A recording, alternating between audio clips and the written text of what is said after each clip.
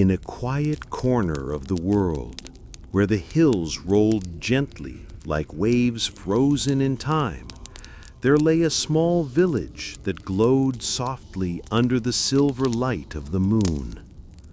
The air was still, filled with the fragrance of blooming jasmine and the faint sound of crickets singing their endless lullaby. Lanterns flickered in the windows of the little cottages, and one by one the people of the village drifted into sleep, their dreams floating gently into the night sky. Yet on this night, one soul remained awake. A traveler, cloaked in a robe of deep blue, stood at the edge of the village. His lantern glowed golden in his hand, its light soft and calm, casting gentle circles on the path ahead. He looked back once at the peaceful village, then turned his gaze toward the horizon, where shadows of forests and mountains awaited. With steady steps, he began his journey. The path was narrow, winding between fields of tall grass. Fireflies rose like sparks, swirling lazily around him, their light mirroring the stars above. Each step carried the traveler deeper into the stillness of the night. The world around him seemed to whisper secrets, the rustling of leaves, the distant call of an owl, the faint murmur of a hidden stream. As he walked, the fields gave way to a forest. The trees were tall, their trunks thick with age, and their branches stretched high, weaving a roof of leaves that swayed in the breeze. Moonlight filtered through the gaps, falling in patches on the ground like scattered silver coins. The air was cooler here, scented with pine and moss. The traveler listened, and the forest spoke in its own language, creaks, rustles, and sighs that told stories older than time. A narrow stream wound through the trees, its waters glimmering like liquid glass. The traveler knelt beside it, cupping the cool water in his hands, and let it trickle through his fingers. The sound of the stream was soothing, like a lullaby sung by the earth itself. Following its path, he soon found himself at a wider river, calm and deep, stretching across his way. There, waiting by the bank, was a wooden boat, small and simple, rocking gently with the current. A boatman sat within it, his figure quiet and patient, as though he had been waiting for this very moment.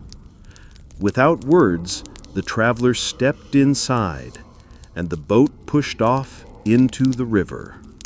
The water moved slowly, carrying them through the night. The river reflected the sky above, so that it seemed as though they floated among the stars themselves. The boatman said nothing, and the traveler asked nothing. Silence was their companion, broken only by the soft splash of water against wood. The world seemed endless here. Sky above, water below, stars surrounding them like guardians of dreams. After what felt like both moments and eternity, the boat reached the far shore. The traveler stepped out onto a meadow bathed in silver light. The grass here was soft and tall, swaying as though it breathed with the rhythm of the earth. In the distance, a mountain rose, its peak hidden among drifting clouds. Drawn to it, the traveler began to walk. The meadow was alive with gentle wonders. Rabbits hopped quietly, pausing to watch him with curious eyes. A family of deer grazed by a cluster of trees, their movements graceful and unhurried. Birds with feathers that shimmered faintly in the moonlight perched among branches, their song soft and melodic, blending with the night breeze. Step by step, the mountain grew nearer. The path up was not steep, but winding, as though it wished to slow his journey so he might see every detail along the way. The traveler welcomed the pace. He paused often to look around, breathing in the freshness of the air, feeling the stillness settle deeper within his heart. Halfway up the slope, he came upon a great oak tree, ancient and wise. On one of its branches sat a white owl, its eyes glowing gently like lanterns in the dark. The owl tilted its head and spoke, its voice calm and deep. "You are walking the path of dreams. Do not hurry, for the night is endless, and every step is part of the story." The traveler bowed in gratitude, and the owl closed its eyes once more as if returning to a dream of its own.